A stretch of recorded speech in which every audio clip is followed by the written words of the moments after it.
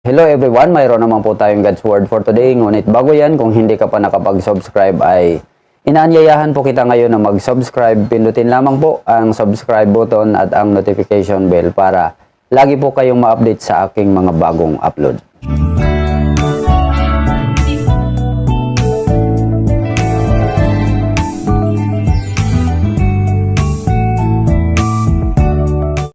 Now, ang ating teksto ngayon na pag-uusapan ay nandito po sa Colosas 2:6. Ang sabi po dito, sapagkat tinanggap na ninyo si Kristo Jesus bilang Panginoon, mamuhay kayo sa paraang karapat-dapat sa Kanya. Ang mensahe po mga kapatid na ating pag-uusapan ngayon, paano natin pangalagaan ang ating relasyon kay Jesus. So, paano natin pangalagaan ang ating relasyon kay Jesus? Mayroon po tayong 4 na katotohanan. Ang una, gawin natin siyang sapat at kaligayahan sa ating buhay. Sa paglilingkod kay Jesus, may karibal din. Sino ang pwedeng maging karibal? Maaring ang magulang, maaring ang asawa, ang mga anak, maaring ang kayamanan, maaring ang pangarap. Kaya kung mas sobra ang pagmamahal mo sa kanila kaysa kay Jesus, hindi ito tama. Dahil ang gusto ni Jesus, mas higit ang pagmamahal natin sa Kanya kaysa ating mga mahal sa buhay o sa material na bagay. Halimbawa, sinasabi sa Mateo 10:37, ang umiibig sa kanyang ama o ina ng higit sa akin ay hindi karapat-dapat sa akin. Ang umiibig sa kanyang anak ng higit sa akin ay hindi karapat-dapat sa akin.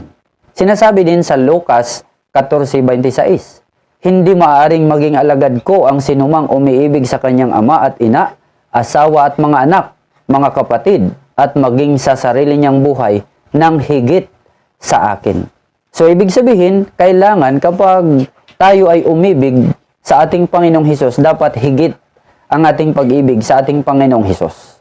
Pag sinabing sapat at kaligayahan si Hesus, walang dapat maintindihan ng pamilya mo, kundi ang sumama rin sila sa paglilingkod at magkaroon din sila ng relasyon kay Hesus.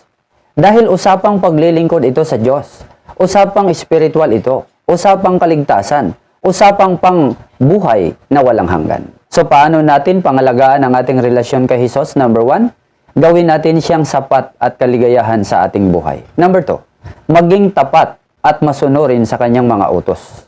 Isang insulto kung nagsasabi tayong tagasunod ni Jesus, anak ng Diyos, pero hindi tayo sumusunod sa Kanya. Anong klaseng relasyon mayroon tayo kay Jesus kung hindi tayo sumusunod sa Kanya?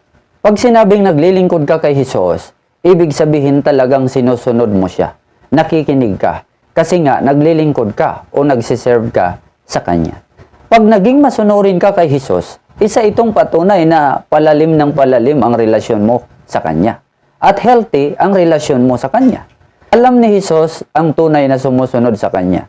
Kung gamit ng gamit tayo sa Kanyang pangalan, kung nagmamalaki tayong lingkod niya, tagasunod niya, pero halatang hindi naman sumusunod o nakikinig, tatanggihan ka ni Jesus balang araw. Anong sabi ni Jesus sa Lucas 6:46? Bakit ninyo ako tinatawag ng Panginoon, Panginoon? Gayong hindi naman ninyo tinutupad ang sinasabi ko.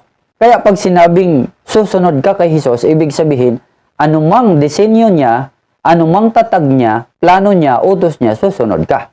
Halimbawa, mayroon siyang mga servant leader, mayroon siyang iglesia. Ang pakikinig sa leader at pagpapasakop sa iglesia ay pagsunod at pakikinig din sa ating Panginoong Hesus. Kung inuutos ng Panginoon na ipangaral at ituro ito, kung may mga announcement para sa pagtitipon at pagpaplano ng iglesia, pero ayaw nating makinig, ayaw nating makipag-cooperate, na para bang sinasabi natin na makikinig lang ako at susunod lang ako kung si Hesus mismo ang magsasabi sa akin. Mga kapatid, isa na itong paglabag kay Jesus at walang pagkaunawa sa mga kasangkapan niya. Ang masunurin kay Jesus ay masunurin sa iglesia at sa mga lider ng iglesia. Isa lang itong patunay na inaalagaan mong mabuti ang iyong relasyon sa Kanya.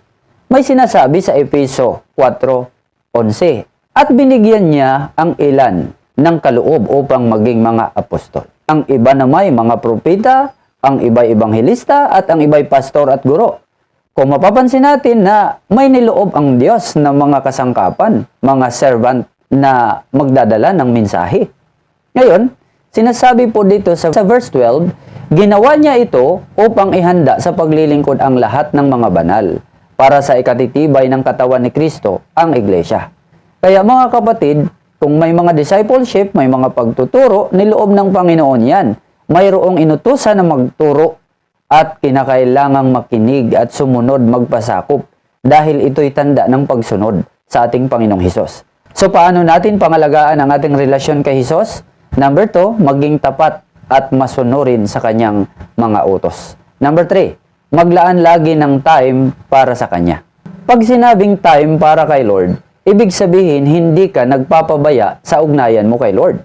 Pag may time ka sa trabaho, may time ka sa school, sa pamilya, sa kaibigan, at sasabihin mong wala kang time kay Lord, ibig sabihin may problema ka sa relation mo sa ating Panginoong Hesus.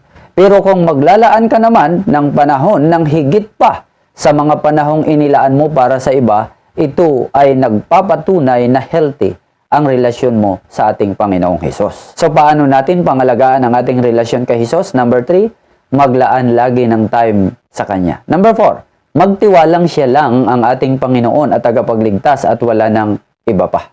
Tandaan na may iba't ibang relationship ang ating dinadala at nilalakaran. Halimbawa, relasyon sa asawa, magkasintahan, relasyon sa kaibigan, relasyon sa magulang, relasyon sa anak, relasyon sa trabaho, relasyon sa iglesia.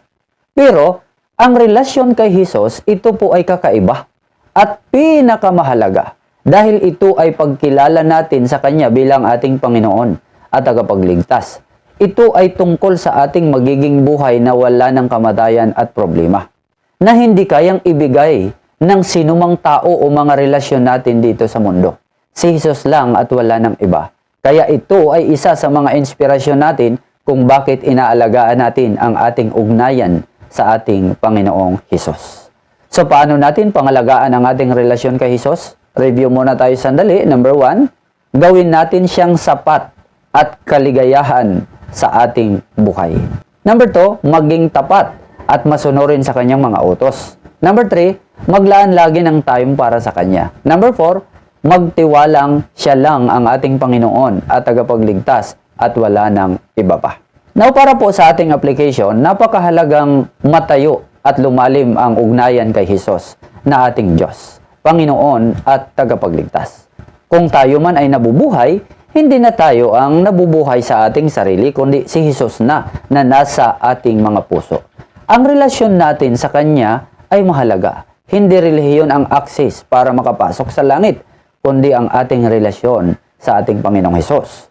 Kung bakit nagkaroon tayo ng relasyon kay Hesus dahil may ginawa tayong pagpapasya na lumapit, manampalataya at tanggapin siya sa ating puso. At ang pasyang ito ay hindi bunga ng biro-birong kaisipan, kundi tunay na puso. At patunay na siya lang ang kailangan at pag-asa natin. Kaya pangalagaan natin mga kapatid ang ating relasyon kay Hesus. Naway mayroon kayong natutunan sa ating napag-usapan. Salamat po sa inyong walang sawang panonood, pakikinig. Pagpalain po kayo ng ating Diyos at magkita-kita naman po tayo para sa aking mga susunod na video. Salamat po. God bless everyone.